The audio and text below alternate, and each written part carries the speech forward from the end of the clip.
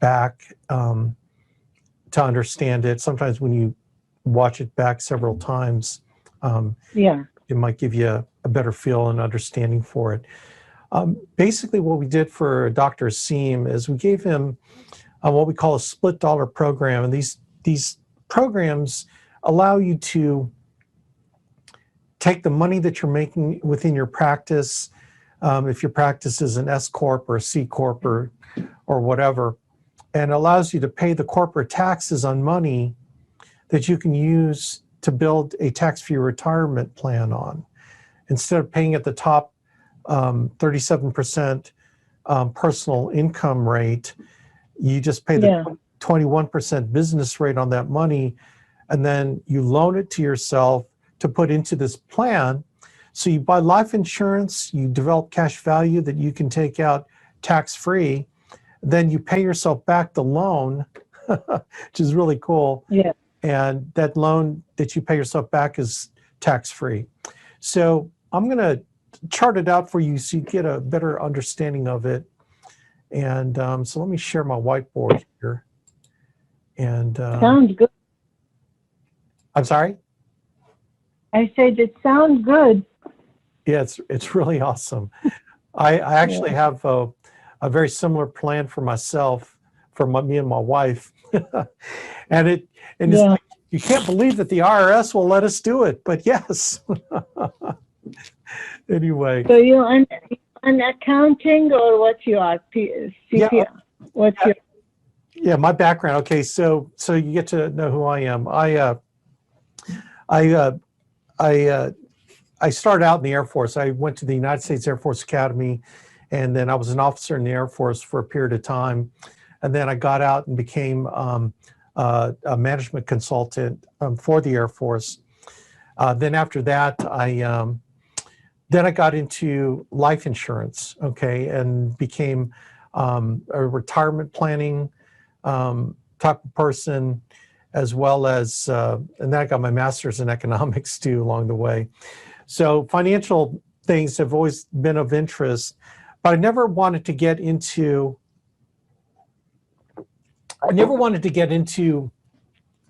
securities, like selling people mutual funds, stocks, because I was really concerned about retirement. And I don't think that the retirement should be money that you could afford to lose. You know, there's wealth building, which what those guys, securities guys do, they're on the wealth building side. I'm more retirement planning with money that you can't afford to lose. So everything that I do with my insurance license is indexed.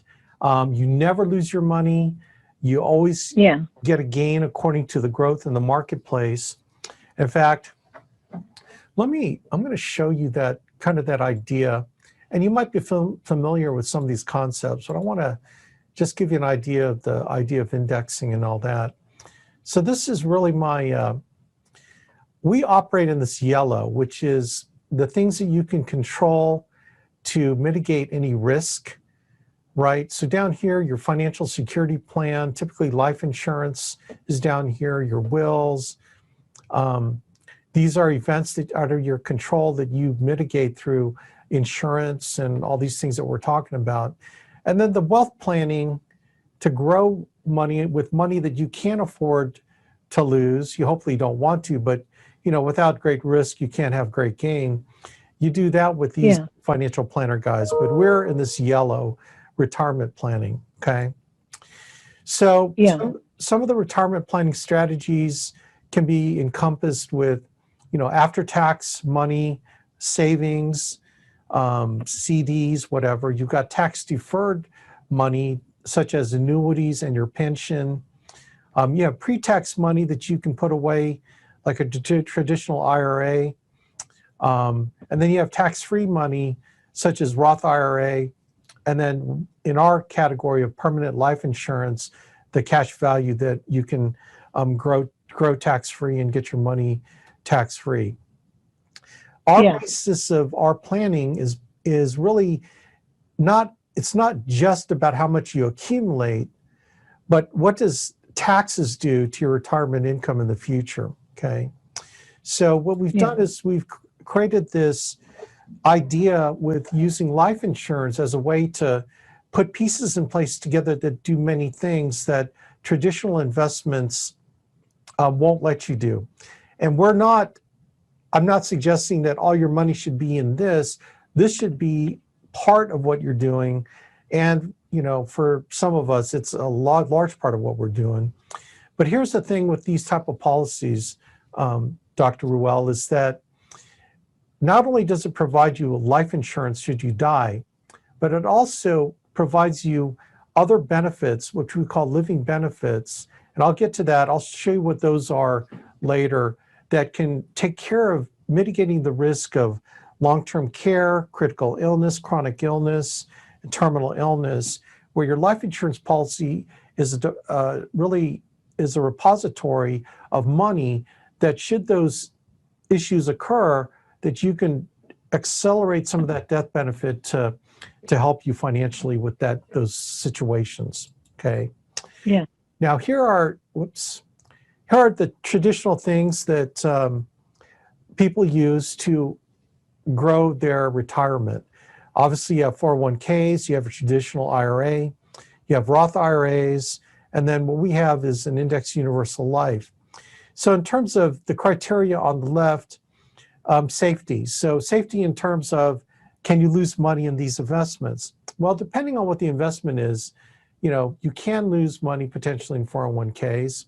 You can lose money in traditional IRA. Even with a Roth IRA, there's an opportunity to lose money. With an index universal life, there is no opportunity to ever lose your money. So they're very safe. As far as growth, you can have good growth in a 401k, traditional IRA, Roth IRA, but you for sure are going to get growth out of an IUL. Liquidity, which is always a factor. Liquidity, 401ks are not very liquid. Traditional IRAs are not very liquid. Some Roth IRAs do have liquidity aspects to it. Then, of course, the index universal life, you always have access to the cash value growth in your life insurance. Tax-free, 401k, when you pull the money out, it's not tax-free, it's fully taxable, as is traditional IRA. Roth IRAs, you can pull the money out tax-free, as well as IULs. Limits, there are limits of what you can put in a 401k. There are limits in a traditional IRA and Roth, but IULs, you can grow your money and put whatever you want into it. Then living benefits, the only living benefit opportunities are with index universal life. Yeah.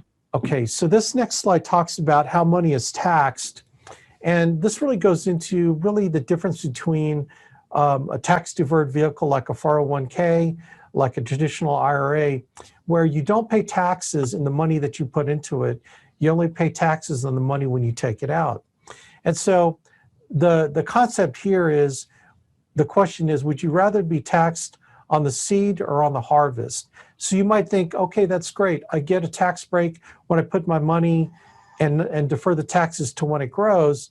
Well, the issue with that is all the money, including what you contributed, is taxable at the end when you pull it out. Whereas if you're in a tax-free situation like the IULs or even Roth, the contribution you put in is paid with after-tax dollars, but it allows you to grow that money in this vehicle where when you take it out, you are not taxed. So you're not taxed on, you might pay it on the seed, but on the harvest, you're not taxed. So it's 100% tax-free. And I'll show you what the cost of that is. So the cost of deferring taxes. Okay, so this really points out in a numerical format the idea that I just mentioned. So let's say you put away $10,000 a year for 30 years. Let's say you're on the 22% tax bracket. So you defer $2,200 a year in taxes. So you don't pay the $2,200. So you save basically $66,000 in taxes. And let's say your savings and whatever investment that is earns you 1.1 million. So you save 66,000. And then when you start taking your money out on retirement income here on the right, let's say you draw out 72,000 a year. Well, you're at the 22% tax bracket, for example, you're going to pay 15, almost 16,000 a year in taxes. So your net income is 56,560. And so let's say you pull that out over the next 25 years, you've paid $398,000 during your retirement in taxes. So the cost of deferring 66,000 to you is 398,000. So when you look at who got the better deal, I think the government got the better deal on that one, right? So that's the cost of deferring taxes. So when it comes to an index vehicle like the one that we're talking about, the Index Universal Life, let's explain how indexing works. So there are three things that your money can do in any kind of vehicle, monetary vehicle, financial vehicle. Your money can grow, your money can stay the same, or your money can go down, it can decrease. The way indexing works is that we mitigate the problem of your money ever going down. Your money will at least earn 0% if the market goes down, but if the market goes up, you'll take advantage of that growth in the market up to a maximum amount. So to mitigate the risk on the bottom side, you're limited on the top side, but at least you still allow your money to grow. So graphically, what this looks like is this chart here. So let's say you put $100,000 in, so the difference between the two lines is the bottom line is the S&P 500. So it really is the average market growth from the last 21 years, or this one goes to 2019. So, starting at 2000. And so you can see the S&P 500, the light green line at the bottom. If you put it into the market, immediately at the end of 2000, your 100,000 would be 89,860. And it would continue a downward trend till 2002, where your 100,000 is now worth 59,880. And then you can see that the market gradually increased to 2007. So now your 100,000 is worth 99,931.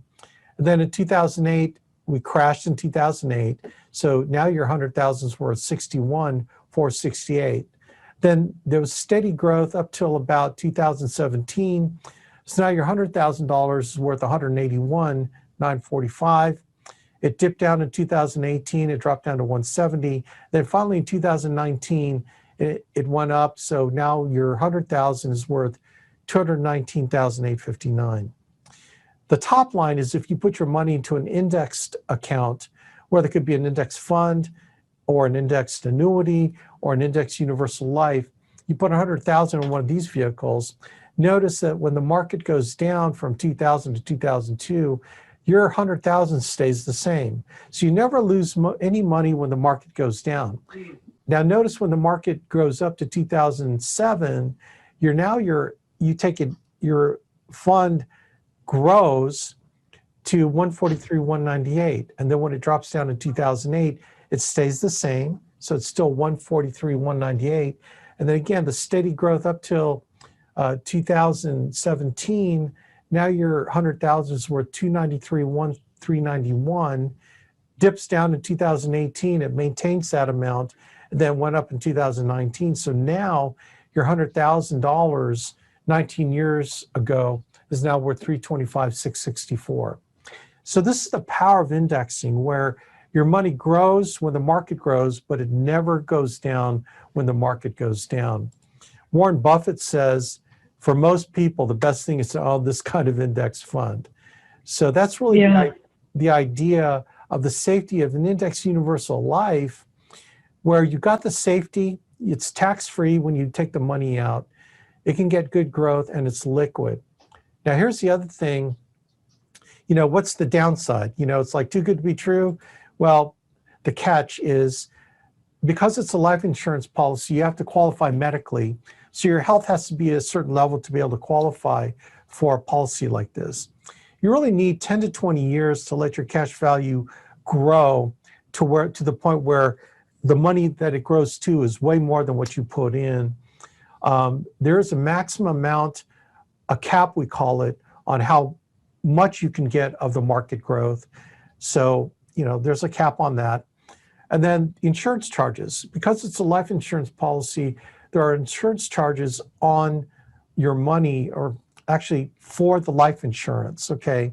But here's the thing I say about that all the time, is that when your money is managed by a fund manager or a mutual fund manager, the total fees that they take out of your money by managing your money in one of those type of funds is like 3 to 4%. So every year, just for managing your money, they get their 3 to 4%, whether your money grew or not. So what they're trying to do is try to grow your money beyond their own fee, but it doesn't matter to them as much because they make money whether your money grows. So that's kind of the difference. And our fees for life insurance are way cheaper than the fees that you pay on all your money if you're in one of those type of funds.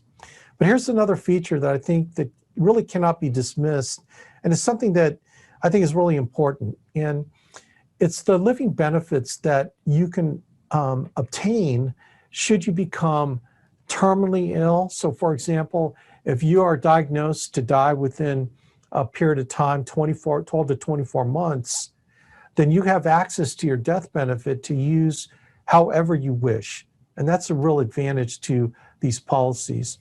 The other aspect of these policies, should you become chronically ill, in other words, unable to perform 2 activities of daily living, which typically is in a long-term care situation, but also can apply whether or not you're in a long-term care facility. Like for example, if you get in a car accident, you cannot perform 2 activities of daily living, you can accelerate part of your death benefit in order to pay for whatever facilities, whatever. So most people think of this as a long-term care scenario, right? But this goes beyond the long-term care scenario.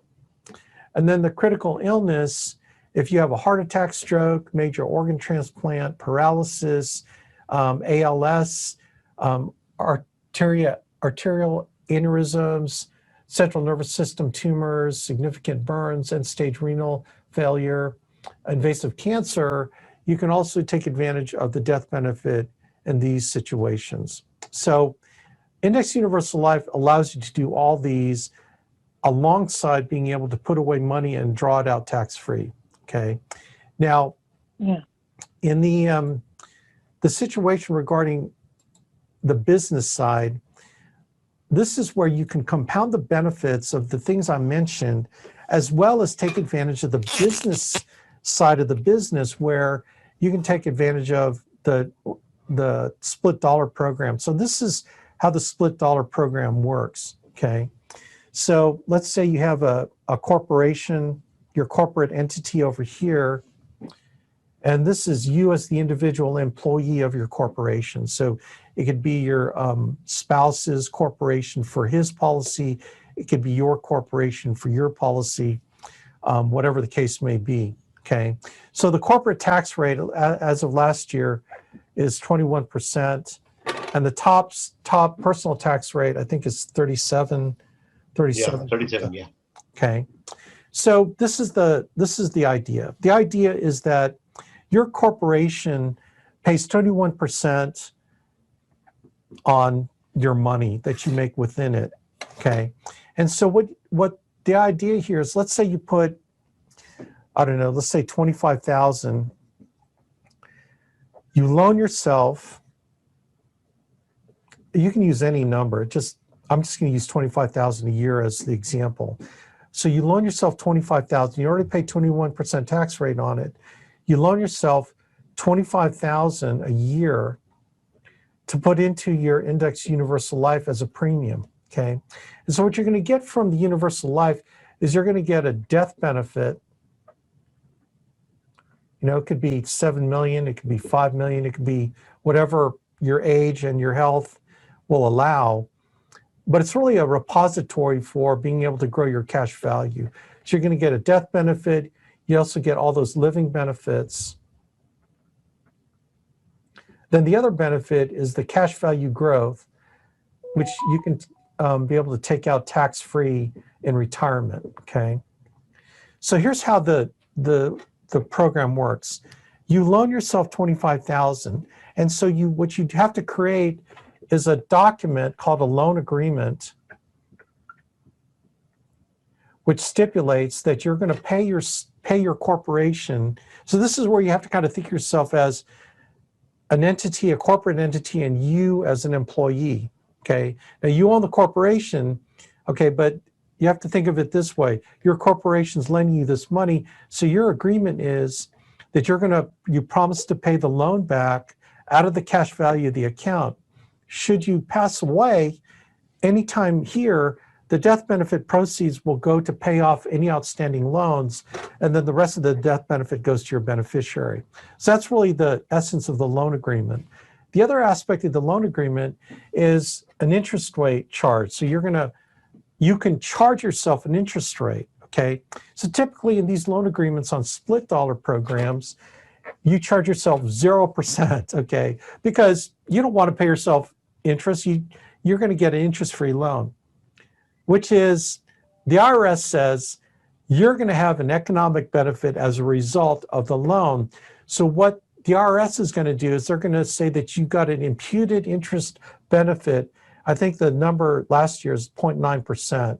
So basically it's 1%, okay? They're going to say you got an economic benefit of 1% on that loan. So they're going to say, doctor, you're going to have to pay 1% on this loan, right, which is $250. Okay, well, you got the benefit of $250, so you're going to pay taxes at the 30% tax bracket rate on that $250. Okay, does that make sense? So they're going to say you got an imputed value, so you're going to pay 37% on what we think your value is. Now, here's the other kind of cool thing, is that you can deduct, that's a tax deduction on the business side, so you can deduct that $250. It's really cool. So this is year one. Yeah. Year two, 25,000. Year three, let's say you put, I don't know, 25 years in it, okay? And I don't know, let's say that's 550,000 that you put into it, okay? So all this time, all this money has been going in to pay the premiums every year. Your cash value grows over time. And then at the end of, say, 25 years, you take, let's say your cash value is, I don't know, let's say it's like 2 million, okay? And your death benefit is, I actually have a real illustration to show you. What you do then is you take out 550,000, you pay yourself the loan. So all this time, in terms of the financials on your books, all this is considered retained earnings. So financially, all these are assets, considered assets to your company. Even though it's loaned out, it's still considered on the plus side of your ledger, all right? And so then when you pay your 550 back, it's tax-free because you didn't earn any money on it. So you can do whatever you want for the 550, but what this 550 did for you is create this huge cash value amount that will give you a lifetime income, tax-free. You have the death benefit and all the living benefits because you're able to loan yourself the money, create this benefit for you, and then give yourself back the money. It's like the greatest thing since sliced bread, in my humble opinion. Okay. So does this sort of make sense so far, Doctor? Yeah. Okay. Yes, yeah. So let me show you what an illustration looks like in this concept. And we can conform one exactly to what yours would be. So this is someone I did just recently. He's a 38-year-old male, non-tobacco. He wanted to start out with $1 million of insurance. And so we created a program that would give him 6 figures of lifetime income. So this is what that illustration looks like. And this is based on the average S&P 500 over the last like 25 years, which is about a 7.35%. So that's kind of a, just if the past equals the future, this is our best guess of what the future could hold, all right? So $25,000 a year, he has $1 million of life insurance starting out.